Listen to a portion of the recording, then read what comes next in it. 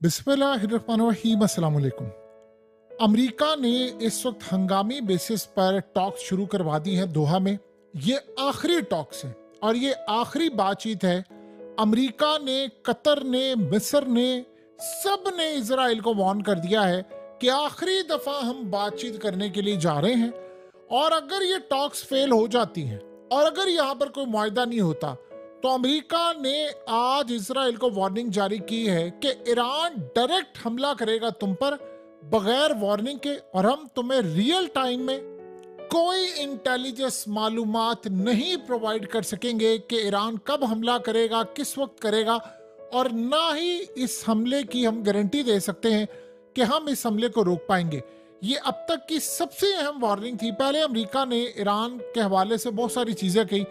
असल में इन्होंने जबरदस्ती हमास और ईरान को कहा कि आप लोग बैठे मामला तय कर ले, एक मौका दे दे, हमें एक मौका दे दे। अब उन्होंने क्लियरली इसराइल को पैगाम दे दिया है। आप इवन के इमेजिन कर लें कि यूरोप के लीडर्स ने इसराइल को कह दिया है कि हमने ईरान को बड़ी मुश्किल से मनाकर आखिरी दफा दोहा के अंदर इस वक्त टॉक्स जारी हैं। कतर ने भी कह दिया है, मिस्र ने भी कह दिया है, इवन के सब ने कह दिया है कि अगर ये टॉक्स फेल होती हैं किसी भी वजह से, चाहे उसकी कोई भी रीजन हो, सारी की सारी जिम्मेदारी इसकी इसराइल पर आएगी। और अमेरिका और बाकी ताकतों ने वार्न कर दिया है कि हम इसराइल को नहीं बचा पाएंगे। आपके पास ये आखिरी मौका है, ये बिल्कुल लास्ट मौका है। आप इन टॉक्स को किसी मंतकी अंजाम की तरफ ले जाएं। ये आखिरी मुलाकात है। ये मीटिंग खत्म हुई, नाकामी हुई तो उसके बाद इसराइल पर हमला, फिर ईरान का हमला हम रोक नहीं पाएंगे। अब ये सूरत हाल इतनी ज्यादा इस वक्त टेंस है कि आप देखें कि इसराइल की सड़कों पर आवाम निकल गई है और भरपूर अंदाज में निकले हुए। उन्होंने कहा है कि अब इस डील को फाइनल करके उठें। और डील में क्या डिमांड है कि आप जंग बंद करें, इसराइल की फौजें यहां से निकल जाएं और बस ये इलाके हमारे हमारे हवाले कर दें। अब अगर ऐसी सूरत हाल में एक बात आप ज़हन में रख लीजिएगा, यहाँ बहुत सारे मामलात होते हैं। अगर इस सिनेरियो के अंदर टॉक्स फेल हो जाएंगी, जो 99.99% चांस है कि ये टॉक्स फेल होंगी, ये बातचीत जो हो रही है ये फेल होगी, इसके अलावा कोई दूसरा रास्ता नहीं, फेल होनी है क्योंकि इन्होंने जंग करनी है और वो जंग के लिए बैठे हुए हैं। लेकिन अगर ये फेल हो जाती हैं तो फिर एक बात याद रखिएगा, फिर हो सकता है कि नेतन्याहू दौरान जंग या जंग के बाद पता नहीं क्या सूरत हाल होगी, लेकिन यह भी पॉसिबिलिटी है कि फिर नेतन्याहू को फारिग किया जा सकता है क्योंकि इस वक्त पूरे का पूरा वर्ल्ड स्टेक पर है। और ये बड़ी अजीबो गरीब सूरत हाल है कि इस दफा असल में हमास ने नहीं बात माननी थी।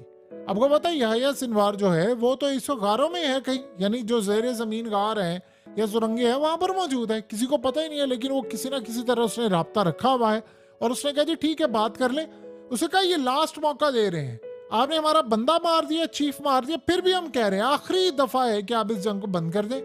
अगर उसके बावजूद ये जंग बंद नहीं होती तो फिर हमारी तरफ से जंग की भी इब्तदा होगी, हमले होंगे, फिर उसके बाद हमें कोई रोक नहीं पाएगा। और ईरान ने भी इस वक्त सारी की सारी नजरें इस तरफ लगा लिया। अमेरिका ने उनको कह दिया है कि इस सारी सूरत हाल में हम किसी तरह मैनेज नहीं कर सकते, आपको आखिरी दफा जो टॉक्स चल रही हैं इसमें आपको किसी ना किसी तरह अपना बचाव करना है।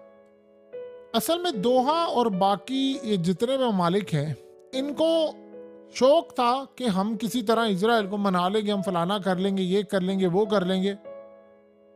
इन्होंने जाकर अरब ममालिक ने और सब ने कहा भी है ईरान को कि आप एक हमला ना करें। अब इस पर सारे अपनी एफर्ट पुट कर रहे हैं और आप देखेंगे तकरीबन सारे के सारे नाकाम होंगे। लेकिन उसके बाद फिर गालिबन इन सब के पास एक जवाब होगा कि अगर इसराइल पर हमला होता है तो हम मदद करने के लिए नहीं आएंगे। ये एक पॉजिटिव पॉइंट इस वक्त बन गया है रीजन के अंदर इनके पास। वो कह रहे हैं कि ईरान को असल में इस दफा फैसिलिटी ये मिली है कि अगर अब ईरान हमला करता है तो जैसे मिसाल के तौर पर रूस ने कहा है जस्टिफाई है, बिल्कुल आप हमला करें। चाइना ने भी इनको कह दिया, ग्रीन सिग्नल दे दिया कि भाई आप हमला करें, जस्टिफाई है। तो इसराइल को पता है, अमेरिका ने भी ये कहा है कि हमला करने के लिए जा रहे हैं और फिर अमेरिका ने उनको कहा है कि आपको एक मौका दें और ये फाइनल बात कर लें। अब यहाँ असल कहानी देखने वाली है कि कौन कहाँ पर क्या करता है। ईरान ने असल में उनके जो टारगेट्स हैं वो काफ़ी हद तक लॉक कर लिए हुए हैं, कहाँ कहाँ हमला करना है, क्या सूरत हाल करनी है। डिले जो इस वक्त हो रहा है वो असल में कह रहे हैं कि हम इजराइल को पूरी तरह ये सोचें कि उन्होंने 31 जुलाई से लेकर आज का टाइम है पिछला यानी आप ये समझ लें कि आधा महीना गुजर चुका है और इसराइल के अंदर लोग सो नहीं रहे, वो सड़कों पर निकले हुए हैं, एहतजाज कर रहे हैं। और इस वक्त सारा इसराइल सड़कों पर आया हुआ है और एक ही बात कह रहे हैं कि अब डील को फाइनल करके उठना, हम जंग नहीं चाहते, हमने ये जंग नहीं करनी। और इतना वो प्रेशर डाल रहे हैं, इतना प्रेशर डाल रहे हैं, लेकिन जिन्होंने जंग करनी है वो करके रहेंगे। और आप देखेंगे कि ये जंग किसी सूरत नहीं रुकने वाली। उधर सबसे बड़ी सूरत हाल इस वक्त ये पैदा हो रही है कि ईरान के साइबर हमले शुरू हो गए हैं इसराइल के ऊपर, और अमेरिका के ऊपर भी साइबर हमले शुरू हो गए हैं। ये असल में जो हमले हो रहे हैं इस वक्त, अमेरिका के अंदर बहुत सारे लोगों का डाटा निकल गया है, यानी उनके सोशल सिक्योरिटी नंबर चले गए हैं, बहुत सारी चीज़ें चली गई हैं। तो ये सारे का सारा वहाँ पर अटेम्प्ट जो हो रही हैं उसके ऊपर ये इल्ज़ाम लगा रहे हैं कि ईरान इस सारी खेल के पीछे है और इसराइल के ऊपर भी हमले शुरू हो गए हैं। महमूद अब्बास की जब मुलाकात हुई है पुतिन के साथ, आप देखें कि पुतिन की मुलाकात करने के बाद उसने ऐलान किया है, पुतिन ने उनको इंस्ट्रक्शन दी थी कि आप जाएं और गजा में अब आप जाएं। आपको पता है गजा में हमास की गवर्नमेंट थी, तो वहां से ऑर्डर लेकर वो आया। वो कह रहा है कि मैं अब गजा जा रहा हूं और गजा में जाऊंगा, हर सूरत जाऊंगा, क्योंकि हमारा इलाका। इसराइल ने उसको वार्निंग जारी कर दी है कि ये ना हो कि तुम्हारा हाल भी हम किसी तरह इस्माइल हानिया जैसा कर दें, ये गलती ना करना, गजा हमारा है, हमने लेना है। जब जाहिर सी बात है इसराइल को पता है कि 57 इस्लामिक मुल्क कुछ नहीं कर सके, इनकी फौजें कुछ नहीं कर सकी, तो ये आकर क्या करेगा। असल में इसको रूस ने पीछे पुश किया है कि जाओ और जाकर ये सारे का सारा सीन लो, ताकि गजा के अंदर इस वक्त ये रहे कि कोई ना कोई लीडर तो बाहर से आया, वरना वो इसराइल तुम्हारे इलाके ले उड़ेंगे। इन्होंने असल में इस वक्त जुमे का टाइम दिया है और कहा है कि आप इन टॉक्स को मुकम्मल कर लें। अमेरिका ने खास तौर पर जोर दिया है कि ये मामला आप इस वक्त अपने हाथ में रख लें। आपको पता है कि इस वक्त ईरान के साथ अमेरिका बैकडोर चैनल पर राब्ते में भी है थ्रू ओमान के, और वो उनको बार बार इस बात पर कन्विंस कर रहे हैं कि जी ये हमला फलाना करना। उधर से एक बड़ी अजीबोगरीब सूरत हाल सामने आई है और ईरान ने एक अजीब तरह का, यानी तीनों जगहों से एक बयान आया है, और वो ये बयान आया है कि हमारी तरफ से टॉक्स बेशक हो, यानी अभी तक ऑफिशियल जराए नहीं कह रहे, लेकिन मीडिया पर आना शुरू हो गया है कि यमन ने भी ये कहा है, लिबनान ने भी यही कहा है और ईरान ने भी यही कहा है। उन्होंने कहा बेशक हमारी तरफ से इनकी बातचीत किसी नतीजे पर पहुंच जाती है, हमें कतन कोई परवाह नहीं है, हमने हमला इसराइल पर करना है, हर सूरत करना है, और इस हमले के नतीजे में हम बदला लेकर इनसे आएंगे। अब अगर ये लास्ट मोमेंट के ऊपर आप बदला लेने में कामयाब हो जाते हैं तो आप फिर सोच लें कि फिर क्या मामला हो सकता है, फिर तो ये लड़ाई है। सो इस वक्त ईरान ने इनको बड़ा क्लियरली कह दिया है कि हमें इन चीज़ों में, इन लॉलीपॉप में ना लगाना। आज की जो गुफ्तगू हुई है उसमें नेतन्याहू ने, जो मुसाद का चीफ है, उसको ये कहकर भेजा है कि उनको जाकर एक बात क्लियरली करके आए कि हमारे जो कैदी हैं पहले आप उनको छोड़ें, सारे के सारे कैदियों को, एक भी कैदी रहना नहीं चाहिए, और उसके बाद फिर हम आपको बताएंगे कि जंग बंदी करनी है नहीं करनी, फलाना करना है। असल में मुसाद का जो चीफ है वो साथ साथ आकर धमकियां दे रहा, साथ साथ बातचीत कर रहा है। वो ये कह रहा है कि जी नेतन्याहू ने पैगाम दिया है कि आप यहाँ पर हमारे कैदी छोड़ दें। ये प्लान ये कर रहे हैं कि किसी तरह हम कैदियों को रिहा करवा लें, कैदियों को एक दफ़ा रिहा करवा कर तो मायदा तोड़ दें, हमारे लिए कौन सी कोई बड़ी बात है। आपको पता है कि एक दफ़ा इन्होंने कैदी रिहा करवा ली है तो ये हमला कर देंगे।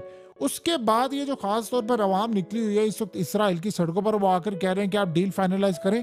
कम अज कम ये सारे के सारे जो लोग हैं वो, उनको लगता है कि जी ये तो दोबारा सामने नहीं आएंगे। तो हमारे लिए एक तो ये चीज़ बड़ी खुशाइंद है कि ये तो कम से कम सामने नहीं आने वाले।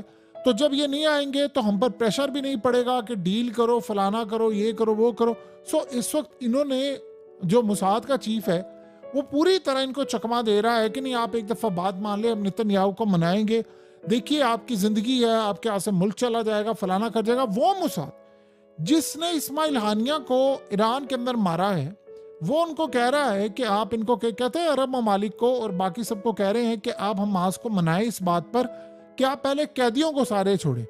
आप अगर कैदियों को छोड़ देंगे तो तब दुनिया के अंदर जस्टिस जाएगा कि जी आपने चूंकि पहले हमला किया था, तो आप अगर कैदियों को छोड़ते हैं तो फिर जंग बंदी की तरफ मामला जा सकता है। ये असल में क्या होगा कि अगर यहाँ पर एक तो ये हमास की गलती करने नहीं वाला, ये बात आप ज़हन में रखिएगा। ये अगर कैदियों को लट से छोड़ देते हैं किसी भी वजह से, तो उसके बाद सीन ये होगा कि नेतन्याहू कहेगा कि जो उसने कहा था मैं तो हमास के आखिरी बंदे तक लड़ाई करूंगा, वो तो भी लड़ाई करेंगे। और दूसरी ऐसी सूरत हाल है कि नेतन्याहू असल में ये कह रहा है कि ठीक है जी, अगर जंग बंदी को 2-4 दिन तक, 5 दिन तक होती है, कैदियों का तबादला हो जाता है, तो मैं इसके लिए तैयार हूं, लेकिन मैं परमानेंटली फौज वहां से निकालूंगा और मैं परमानेंटली जंगबंदी करूंगा, ये नहीं हो सकता। कतर ने लास्ट वार्निंग जारी इनको कर दी है कि जी आखिरी आपकी इस वक्त मुलाकात हो रही है ये टॉक्स की, अगर इस दफा भी इसराइल ने लचक ना दिखाई और ना किया तो फिर उसके बाद हमें दरवाजे बंद कर देंगे और फिर इसराइल को कतन कोई सपोर्ट नहीं किया जाएगा, ना हमारी तरफ से ना वर्ल्ड की तरफ से। फिर उसके बाद अगर कोई हमला होता है, लड़ाई होता है, तो कम अज कम इस जंग में इसराइल के लिए हमारी तरफ से कोई हमदर्दी नहीं होगी। ये खाली कतर ने नहीं कहा, ये पूरे मिडिल ईस्ट के अंदर सबने पैगाम दे दिया है, क्योंकि सबके घरों में अब जंग आने वाली है और सबको खतरा ये लाक है कि अब भी इतना बड़ा दिल करके हमास ने या इसराइल ने या ये बाकी ताकतों ने जो सिनेरियो इस वक्त सामने रखा है, यानी इसराइल का दिल इसलिए बड़ा है कि उससे ज्यादा यानी बेशर्मी की हालत कोई नहीं कि इतना बड़ा उसने जिगरा किया अब है कि बंदा भी मार दिया है और फिर मासूमों की तरह बातचीत करने आगे। बाकी दो पार्टी जो हैं वो तो जाहिर सी बात है मजलूम की साइड पर खड़ी होती हैं, जिस तरह इन्होंने वहां पर हमला किया है। सो ये लास्ट टॉक्स है, उसके बाद फिर लड़ाई है।